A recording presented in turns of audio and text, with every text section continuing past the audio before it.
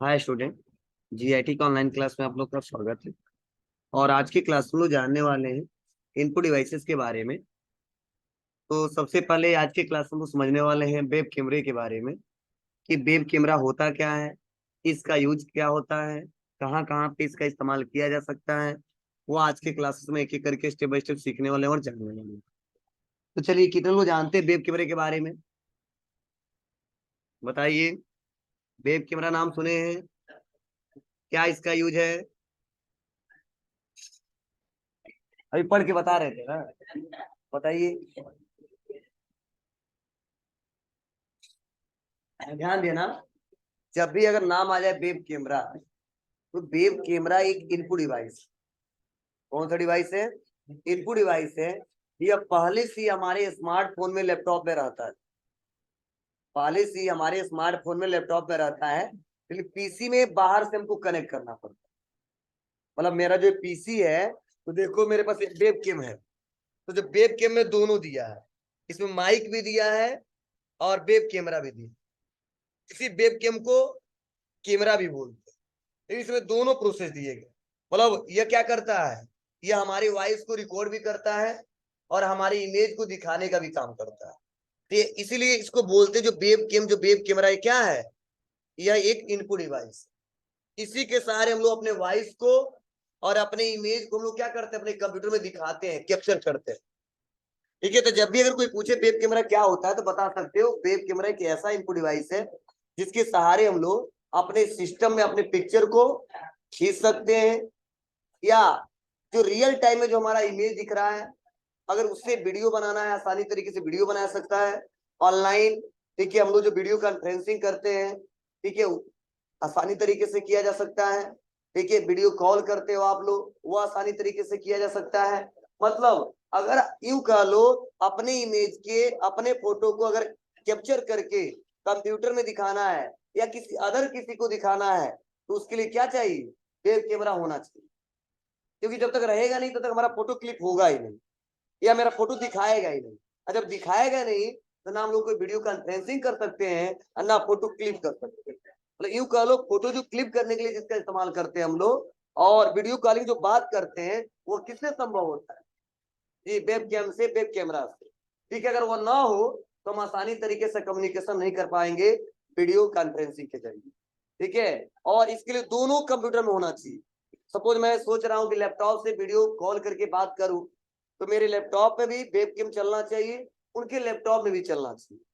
या चलो मान लो, सपोज मैं फोन से ही बातें करना चाहता हूँ, तो कोई एंड्रॉइड फोन लिया है और कोई कीपैड वाला फोन लिया है, तो क्या वीडियो कॉन्फ्रेंसिंग कर पाएंगे? वीडियो कॉल बात कर पाएंगे? नहीं कर पाएंगे। क्यों? क्योंकि उसके में वेब कैमरा नहीं है, हमारे में है। तो ऐसे कंडीशन इसका इस्तेमाल करते हैं। तो देखो, यही बताया जा रहा है, समझाया जा रहा है। तो देखो, इसका उपयोग मुख्यतः इंटरनेट पे वीडियो चैटिंग में करने में किया जाता है, या कंप्यूटर पर यूएसबी पोर्ट से जुड़े होते हैं। यूएसबी पोर्ट क्या होता है, पढ़ाया था हमने। मतलब ये कंप्यूटर से किससे जुड़ा होता है? यूएसबी पोर्ट से जुड़े होते हैं। और तथा कैमरा चालू होने पे सामने बैठे व्यक्ति का फोटो खींच सकते हैं। और वीडियो चैटिंग करते समय दोनों व्यक्तियों के कंप्यूटर में वेब कैमरा होना चाहिए। मतलब इसका काम ही है कि फोटो क्लिक करना है, तो जरूरी है, तभी इसका इस्तेमाल कर सकते हैं, अन्यथा नहीं कर सकते। ठीक है। और मैंने फोटो क्लिक करके दिखाया भी था ना, नहीं बताया था? देखिए, इससे फोटो क्लिक करना है, तो हमारे सिस्टम में एक ऑप्शन दिया है, कैमरा। बस हम यहाँ पे क्लिक करूंगा, और क्लिक करके उस सॉफ्टवेयर को लाना पड़ेगा, देखिए ना कैमरा। बस क्लिक कर दूंगा, यही पे ऑप्शन आएगा। देखो, लॉजिक टेक का कैमरा दिख रहा है ना आपको? ठीक है। हमारा, हमको देख ही रहे हो तुम लोग। ठीक है। मैं तुम लोग का फोटो दिखा रहा हूँ। देखिए, मान लो उजाला हो गया, और ऐसे क्लिक करना, दिखाना है, तो बस यहाँ पे लॉजिक टेक है, बस यहाँ पे क्लिक करूंगा। आ रहे हो? चलो, वहां पे वो आ रहा है, आ रहा कि नहीं आ रहा है जी? चलो, मैं अपने तरफ ले सकता हूँ। देखो, मैं आ रहा हूँ, लाइट बहुत ज्यादा आ गया है, दिख रहा है जी?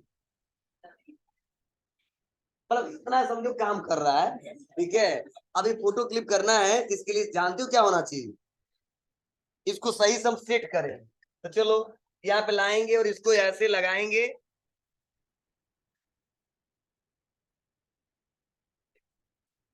और यहाँ पे हमको रखना पड़ेगा, इसको सही से सेट कर लिया। अब रखने के बाद से क्या करना पड़ेगा, हमको सही से बैठना पड़ेगा इसके सामने। और अब देखो, अब लाइट ऑन करो, अब देखो मैं दिखूंगा, दिख रहा हूं, ठीक है। तो ऐसे उजाला उजाला रहेगा तो और अच्छे से दिखाई देगा। तो यह है, ऐसे वेब कैमरा काम करता है।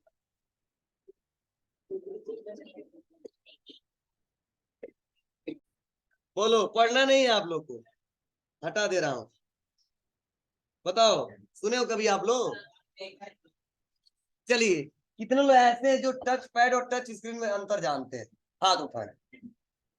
जिसको टच पैड और टच स्क्रीन में फर्क पता है, दोनों में अंतर पता है, वो लोग हाथ उठाएं। टच पैड का यूज ना माउस की जगह पे होता है। जी जी। और चलो, आप कोई बताए, पता चलिए सही से। कोई बहुत ही छोटा, ये टॉपिक हमेशा इस्तेमाल करते हैं, इसलिए बहुत ज्यादा हम लोग को डिस्कस भी नहीं करना है, आप लोग से पूछना है और आप लोग को भी बताना है। चलिए बताओ, ए आपस में बतिया रहो, खड़ी हो, तो खड़ी हो जाओ, बहुत बातें करे, खड़ी हो, दोनों खड़े हो जाओ। बताओ क्या होता है जी?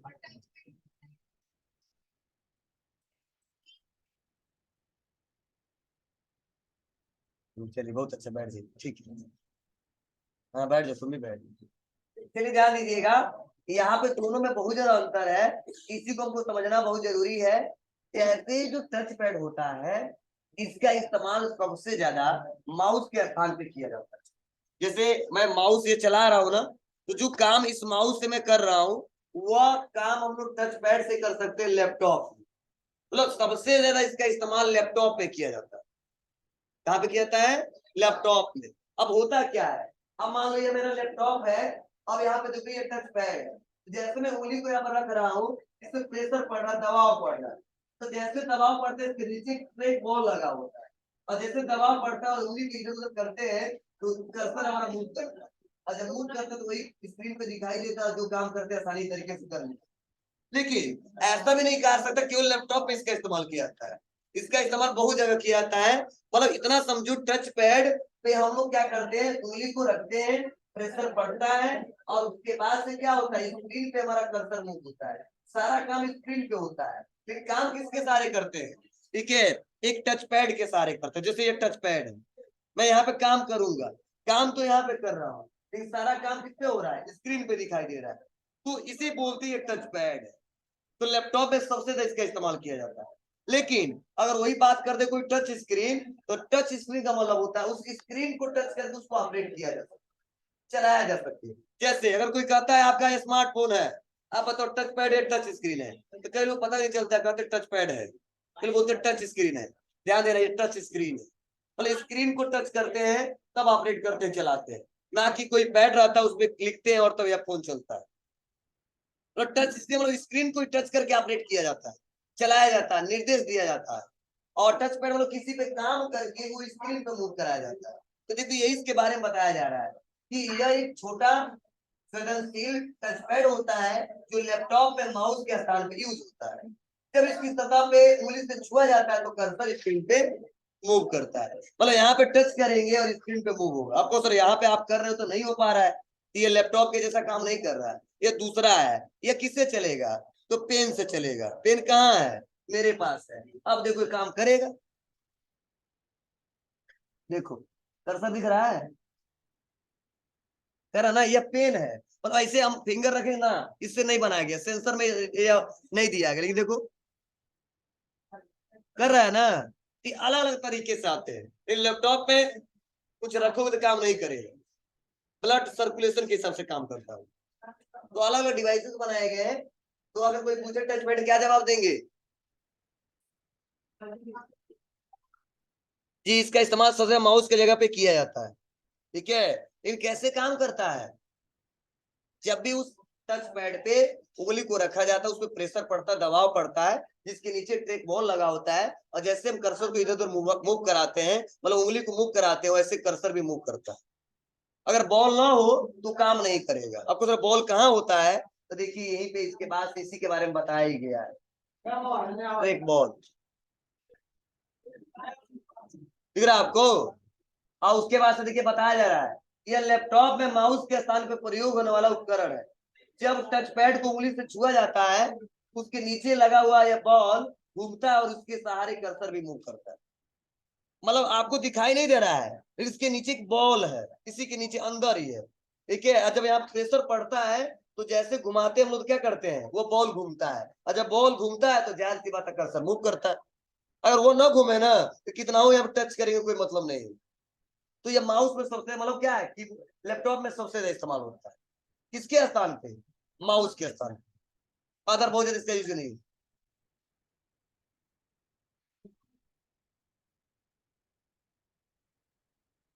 क्लियर है, बोलिए। तो ये टच पैड हो गया, ट्रैक बॉल हो गया, देखो टच स्क्रीन, यह टच स्क्रीन है,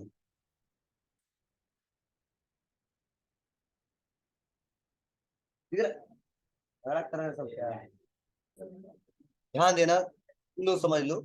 देखो बायोमेट्रिक डिवाइस एक ऐसा डिवाइस है जिसका इस्तेमाल हमेशा हम लोग सिक्योरिटी पर्पज से करते हैं। इसके लिए जी सुरक्षा के दृष्टि से करते हैं। अब क्यों करते हैं, क्योंकि बायोमेट्रिक डिवाइस एक ऐसा डिवाइस है जो यह आइडेंटिफाई करता है कि जो डिवाइस है वह उसी पर्सन का है कि नहीं, कि जो उसका इस्तेमाल कर रहा है, जो उसका ऑनर है, ठीक है। तो जैसे आप लोग फोन चलाते हो तो पहले आप लोग नंबरिंग से पासवर्ड लगाते थे, नंबर कुछ टेक्स्ट लिख के, तो इस समय आप लोग बायोमेट्रिक लगाते हो, क्यों लगाते हो, क्या रीजन है। रीजन यही है कि हमारा स्मार्टफोन हर कोई इस्तेमाल ना कर सके, सिक्योर रहे। बोला अगर नंबर है तो कई लोग याद कर लेते हैं, वही मैं बायोमेट्रिक लगा दूं तो जब तक मेरा थंब लगेगा नहीं तब तो वो डिवाइस ओपन नहीं कर सकता। तो जो भी डाटा हमारा वो सिक्योर रहता है, चाहे कोई भी डाटा हो। बोलिए, चलो इन्होंने एग्जांपल दिया सर आधार कार्ड से सारे काम हो रहा है, तो मैक्सिमम देखो इस समय आधार कार्ड से ही हो रहा है। तो आधार कार्ड से ज्यादा मैक्सिमम जो काम हो रहे हैं तो वो वेरीफाई कैसे होता है कि इसी का आधार है, यही पर्सन है, यही पैसा निकालने आया है, उसके थंब से होता है। ऐसा तो होता रहता तो मान लो कोई अपना थंब लगाता किसी का पैसा कोई निकाल लेता। मतलब इस बायोमेट्रिक डिवाइस को इसलिए बनाया गया है कि एक बार उसको पहचाना जाता है, ठीक है बाबू मैं ही हूँ मैं ही हूँ मैं हूँ, पहचान लो। और फिर से जब मैं अपना आईडी इस्तेमाल करने जाऊंगा तो फिर से आप वेरीफाई करना कि मैं हूं कि नहीं। अगर मैं नहीं हूं तो उसको आप ओपन ना करने देना, वो ट्रांजेक्शन पास ना करने देना। मतलब इसका इस्तेमाल रियल में हम लोग करते हैं अपने, ठीक है, डिवाइस को, अपने अकाउंट को, ठीक है, अपने उस डाटा को और भी सिक्योर करने के लिए, जिससे आसानी तरीके से कोई भी उसको एक्सेस ना कर सके। ठीक है, हाँ ध्यान रहे कि हमेशा लिविंग पर्सन पे काम करता है, जीवित इंसान पे काम करें। अब मान लो हमारे खाते में 2 लाख रुपया है, अब मान लो हम चले गए, तब हमारा अंगूठा कितना लगा हुआ पैसा नहीं निकलने वाला, ठीक है। ब्लड सर्कुलेशन बंद हुआ, पैसा निकलने वाला नहीं। लिविंग पर्सन पे काम करेगा, जीवित इंसान पे काम करेगा। और ऐसा रहता ना तो किसी का कोई अंगूठा किसको ही लगाना। कई बार अगर मान लो आप सो जाओ ना और कुछ टाइम के लिए जब सोते हो तो उसमें सर्कुलेशन दूसरा होता है, और कोई कहता खोल ले, इसे फिल्मों में दिखा देते हैं खुल जाता है, जल्दी खुलेगा नहीं। कई बार दिक्कत होती, अरे यार ठीक है, बोला हमेशा ऐसा काम नहीं करता, ठीक है। लेकिन क्या होता है उसमें, ऐसा तो नहीं ब्लड सर्कुलेशन बंद हो गया होता है, चलता है, लेकिन कभी कभी काम करता है, हमेशा काम नहीं करता, ठीक है। रीजन क्या होता है, क्योंकि वो जीवित इंसान पे ही काम करता है। अब सोने को लोग ऐसा नहीं चले गए, लेकिन कुछ टाइम के लिए दिक्कत होती है, कई बार काम नहीं करेगा। रीजन क्या होता है, उस समय सर्कुलेशन टाइप्स अलग होते हैं, उसलिए कभी कभी काम नहीं कर पाता। लेकिन अगर वो इंसान है ही नहीं है और वो डिवाइस का लोग इस्तेमाल कर रहे हैं तो काम नहीं करने वाला, काम करता ही नहीं करता है, ठीक है। और हर जगह इसका इस्तेमाल होता है, किस लिए, जैसे मान लो हमने अटेंडेंस के लिए लगा दिया, ठीक है, तो आप लोग आओगे कि कब आ रहे हो और कब जा रहे हो। कई लोग क्या करते हैं, आते हैं चेहरा दिखा देते चले जाते हैं, ठीक है, क्लास पढ़ते ही नहीं है। फिर इससे पता क्या चलेगा, कब आए, कितने टाइम पे आए, कब गए, वो सारा रिकॉर्ड आता है। और मैं मैनुअली तो प्रेजेंट ऑप्शन चढ़ा सकता हूँ ना, लेकिन उससे आइडेंटिफाई किया जाएगा कि वही पर्सन आया था, वही अंगूठा लगाया। फिर तो क्लास में अटेंडेंस बोलते हैं तो कई लोग कहते हैं जी सर, यस सर, अब प्रेजेंट चढ़ा देते हैं, नहीं पता चलता है। जब डाउट होता तब चेक करते हैं, लेकिन वही बायोमेट्रिक लगा दे तो बोलो, तो वो पर्सन जब तक अंगूठा नहीं लगाएगा तब तो उसका अटेंडेंस चढ़ेगा। नहीं चढ़ेगा। तो बड़ी बड़ी कंपनियों में, संस्थाओं में इसका इस्तेमाल किया जाता है। लेकिन अब कैसे किया जाता है, तो कई लोग फेस स्कैनर लगाते हैं, चेहरे से खुल जाएगा। कई लोग आइरिस स्कैनर लगाते हैं, जब देखेगा तो खुलेगा। कई लोग हैंड स्कैनर लगाते हैं, फिंगर स्कैनर लगाते हैं। कई लोग वॉइस बोलेंगे, हेलो हेलो हेलो, खुल जाएगा। लेकिन आप बताओ, क्या वो डिवाइस आपके पास पहली बार आया है और तब कोई कहता खोल दो तो खोल पाओगे? नहीं, पहले वो कहता पहले हमको बताओ तुम ही हमारे बॉस हो। तो पहले एक बार 3-4 बार अंगूठा लगाते हैं, तब वेरीफाई होता है, तब बाद में उसका इस्तेमाल करते हैं। बोलिए, अब शुरू में आधार कार्ड हम लोग को बना होगा ना, तो 10 फिंगर लगाए हो कि नहीं लगाए हो? जब तक मैच नहीं करता तो आगे प्रोसेस बढ़ता है क्या? नहीं बढ़ता है। वही आगे चल के जब फ्यूचर इस्तेमाल करते हैं, फ्यूचर में तो वही जब 10 में से कोई ना कोई इस्तेमाल करते लग जाता है, इस्तेमाल कर ले जाते हैं, कोई दिक्कत नहीं होती है। तो देखो, यही बताया जा रहा है इसके बारे में, कि करके स्टेप बाय स्टेप।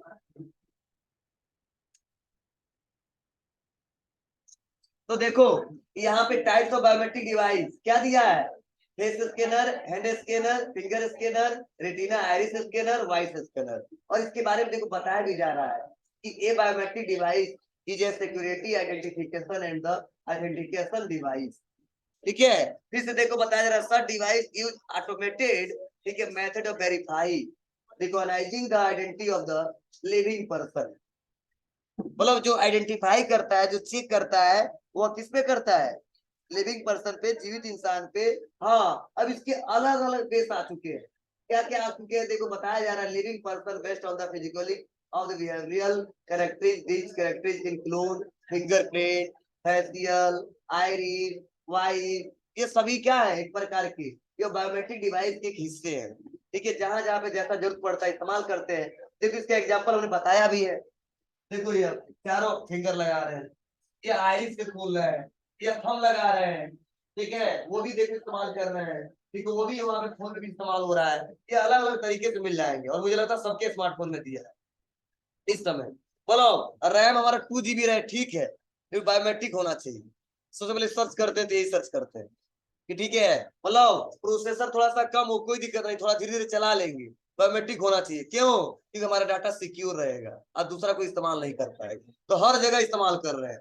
ठीक है, फेसबुक खोलते समय, इंस्टाग्राम खोलते समय, व्हाट्सएप खोलते समय, कोई पेमेंट करते समय, हर जगह लगा रहे हैं। रीजन यही है कि सबसे सिक्योर है। जो नंबर देते हैं और मैनुअली जो फिंगर लगाते हैं, दोनों में बहुत फर्क होता है। ठीक है, इसीलिए इसका इस्तेमाल मार्केट में इस समय सबसे ज्यादा हो रहा है। अरे आई से, आंखों से जो खुल जाता है उसे बोलते रेटिना आइरिस। क्लियर है? चलिए, ये देखो मैं क्यों आपको बता रहा हूँ, जिससे आप जान सको कि ये सब इनपुट डिवाइसेस है और इनका इनका यह काम है।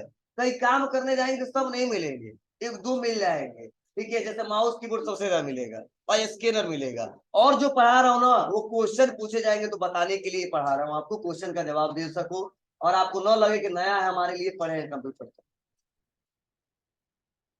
चलिए, यह बहुत इंपोर्टेंट पॉइंट है, लिख लो इसके बारे में थोड़ा सा। पूछे जाते हैं कैसे और कैसे आपको जवाब देंगे। तो सबसे पहला ओएमआर का फुल फॉर्म बार बार पूछा जाता है, तो क्या जवाब देंगे? Optical mark reader. इसका इस्तेमाल सबसे ज्यादा, ठीक है, हम लोग ओएमआर शीट को रीड करने के लिए करते, सीट करने के लिए करते। अब ओएमआर शीट होता क्या है?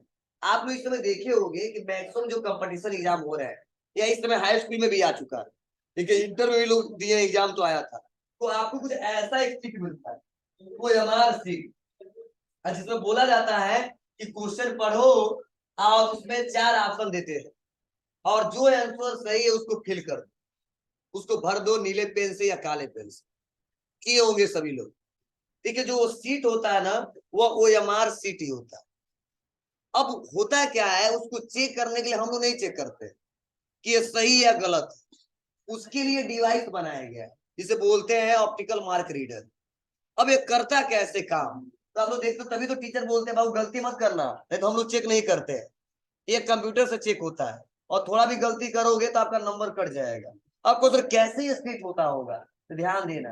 जो वो एमआर सीट जो है, और जो हमारा कंप्यूटर है, इस कंप्यूटर में पहले से बता दिया जाता है कि पहले का आंसर कौन सा सही है, दूसरे का कौन सा सही है, तीसरे का कौन सा सही है। मतलब जितने क्वेश्चन के सेट होते हैं सबको बता देता है पहले कौन कौन सा सही है। अब जैसे ही इसको अपने कंप्यूटर से कनेक्ट करते हैं, किसको, OMR मशीन को, और जैसे ही इसको लगाते हैं तो लगाते ही रीड करता है, और रीड करते ही तुरंत इंफॉर्मेशन किसमें बताता है, कंप्यूटर में। तो बताता है कितना गलत है, कितना सही है, और कितना नंबर पाए हैं। हाँ, जैसे मान लो पहले क्वेश्चन का 20 सही है और आप लगा दिए A B दोनों, तो इसको एक भी नंबर नहीं देगा। अगर 20 सही है, आपने लगा दिया B, तो 1 नंबर देगा। अगर आपका 20 सही है, B लगा के फिर से व्हाइटनर लगा दिया, फिर से A लगा दिए, तभी फिर से आपको एक भी नंबर नहीं देगा। कहता है उस पर काम नहीं करूंगा, क्योंकि उसको समझाया ही गया है कि देखो एक बार फिल हुआ, जो फिल है, ठीक है, जो सर्कल वो फिल रहेगा तो सही है। अगर उस पर व्हाइटनर लगाया गया होगा या बार बार उसको फिल किया गया, तो उसको समझ नहीं पाता और आसानी तरीके से रीड नहीं कर पाता और सिस्टम में उसका आंसर नहीं बता पाता। इसीलिए कभी भी वो OMR शीट पे काम करिए तो बार बार गलत सही मत करिए।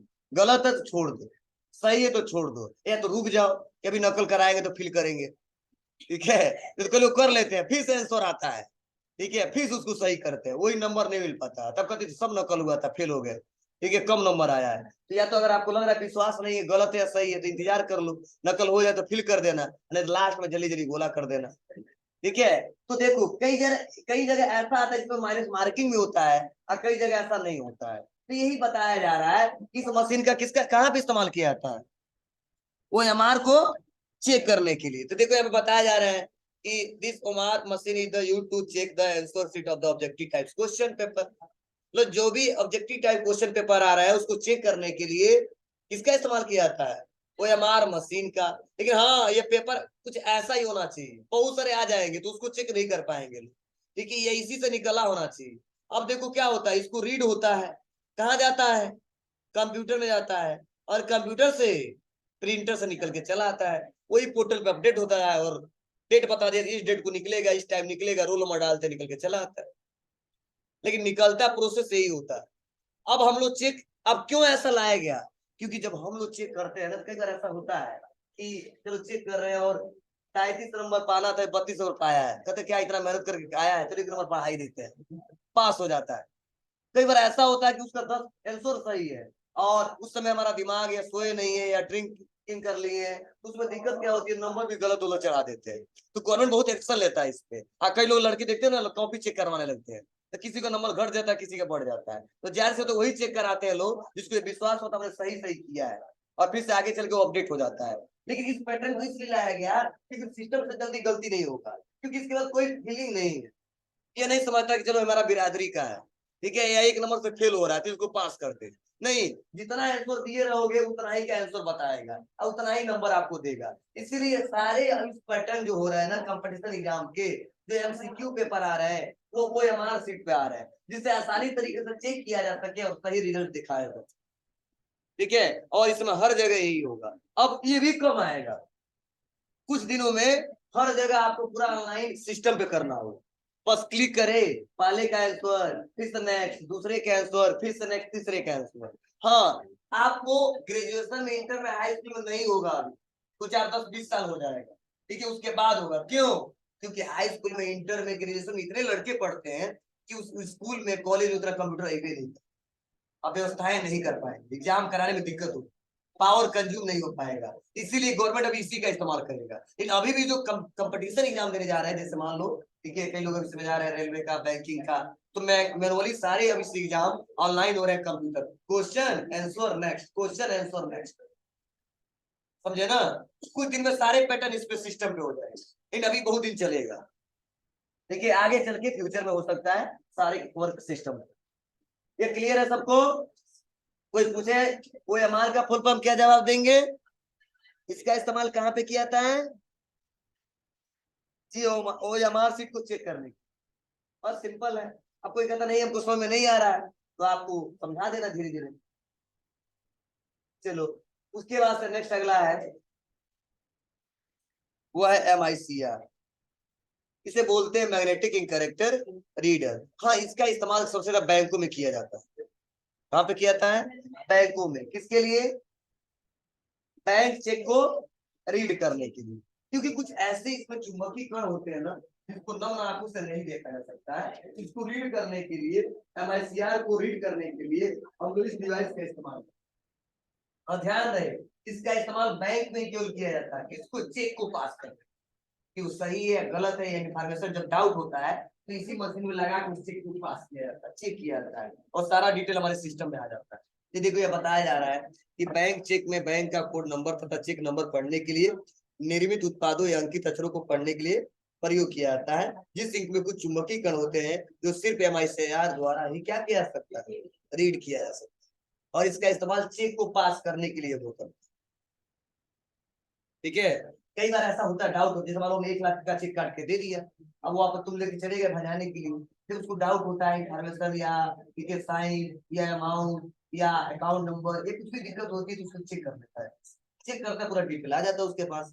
ठीक है, अब सही मानता, देखता है हाँ मैंने ही इशू किया था, सही है, उसने ही दिया होगा तो कोई दिक्कत नहीं होती, पास कर देता है, पेमेंट दे देता है या आपके बैंक में ट्रांसफर कर देता है। कोई डाउट होता है चेक करेगा, पकड़े जाओगे, दिक्कत होगी, कई बार ऐसा नहीं होता है हम लोग चेक काट के दे दिए।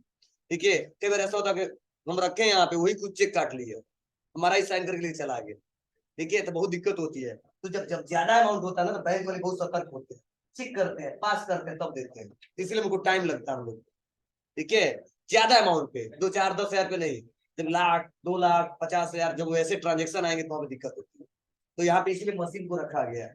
ठीक है, जिसे सही करे, आइडेंटिफाई करे, चेक कर सकते हो जाएगा। चलिए नेक्स्ट, ये छोटे छोटे हैं, ये बुक में दिए हैं आपके, ग्राफिक टेबलेट जो मैं अभी, यही है, देखिए, इसी से जो मैं कुछ भी लिखूंगा और समझाऊंगा सब दिखेगा, समझे, ये ग्राफिक टेबलेट है और इसका पेन है, अब जो काम करना है ऐसे करेंगे, दिख रहा है यहाँ पे, देखो सेम वैसे लिख रहा है। ठीक है, ये पेन भी दिख रहा है। ठीक है, तो इसमें दोनों तरीके से आते, देखो ये वैसे फिंगर फ्री चला लेता है, देखो ऐसे टच करके घुमा रहा है, और एक देखो पेन से चल रहा है, दोनों तरीके से आते हैं। हाँ, थोड़ा वो सस्ते मिलते हैं, थोड़ा महंगे मिलते हैं। इसका इस्तेमाल सबसे ज्यादा कहाँ पे किया था, डिजाइनिंग करने, कुछ ड्रॉ करने के लिए, कुछ बनाने के लिए, मैक्सिमम जगह इस्तेमाल होता है, लेकिन हम लोग तो ज्यादातर पढ़ाने के लिए करते हैं, डिजाइनिंग करने के लिए हम लोग माउस का इस्तेमाल ज्यादा करते हैं, क्योंकि इसको हमेशा चलाना पड़ेगा तब अच्छे से ऑपरेट कर पाएंगे।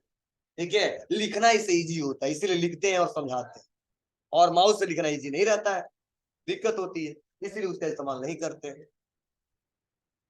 समझे, हो जाएगा ना। और नेक्स्ट अगला आप लोग पढ़े ही हो, कार्ड रीडर, ये कार्ड को रीड करता, किस कार्ड को, ATM कार्ड को।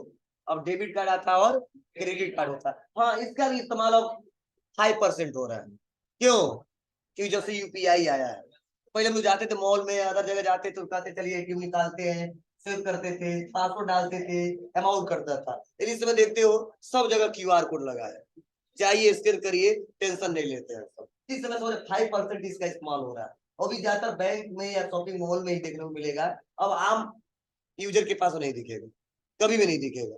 पहले तो मान लो इस समय प्रेजेंट टाइम में तो हर जगह इस्तेमाल हो रहा है UPI, क्योंकि यूजर इंटरफेस ऐसा एक प्लेटफॉर्म है जिसका इस्तेमाल हम आसानी तरीके से कर सकते हैं, और यूजर फ्रेंडली होता है, और सभी लोग उसको चला लेते हैं।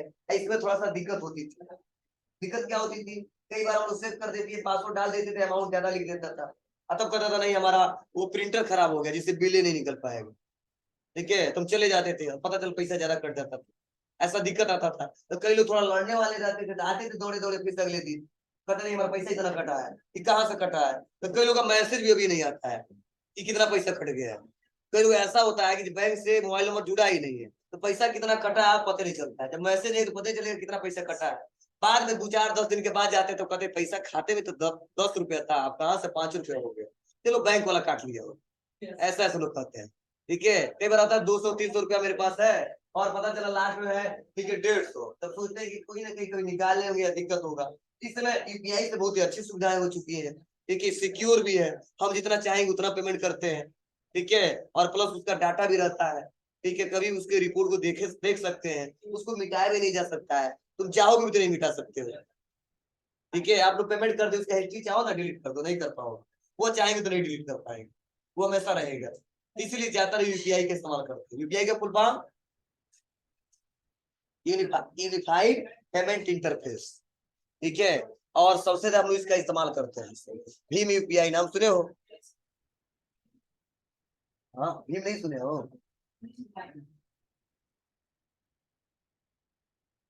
चलिए क्लियर है ना। और नेक्स्ट अगला है पासपोर्ट रीडर। ये भी एक इनपुट डिवाइस है। इसका इस्तेमाल कहाँ पे किया जाता है? पासपोर्ट को रीड करने के लिए, वेरीफाई करने के लिए, चेक करने के लिए। हम कैसे कहोगे सर? कैसे? आप लोग देखते होंगे कि आप लोग एयरपोर्ट पे गए और जो जाते हैं लोग, पहले पासपोर्ट मांगा जाता है, और जब डाउट होता है उसको पिलाते सब नहीं मिलता है, मैच नहीं करता है, तो लगा देंगे सिस्टम में, इसी में। और जब लगाएगा तो अगर गलत होगा तो यहाँ पे उसका डाटा मैच नहीं करेगा। अगर सही होगा डाटा मैच करेगा और आसानी तरीके से वो वेरीफाई करके भेज सकता है। और ऐसा हर एयरपोर्ट में रहता है, क्योंकि बहुत दिक्कत होती है, ठीक है, इसको चेक करने में, देखने में, क्योंकि हम लोग देखते तो लगता सेम ही है, हमको पता भी नहीं चलता है। जब जिसपे ज्यादा डाउट होता है उसके लिए बस सिंपल है, बस ये हमारे सिस्टम से जुड़ा रहता है, बस यहाँ पर रखते हैं, सही है तुरंत मैच करके बताता है, नहीं सही है कुछ मैसेज देता है, कोई लोग पकड़े जाते। ठीक है, तो सबसे एयरपोर्ट पे सबसे बेस्ट इस्तेमाल किया जाता है पासपोर्ट को रीड करने, इसीलिए लिखा ही गया पासपोर्ट रीडर। तो ऐसे बहुत सारे डिवाइसेस हमारे। क्लियर है? मतलब 12-13 हमने पढ़ाया समझाया। ठीक है, तो ऐसे वीसीआर भी होता है। वीसीआर नाम तो नहीं होगा आप लोग? वीसीआर मतलब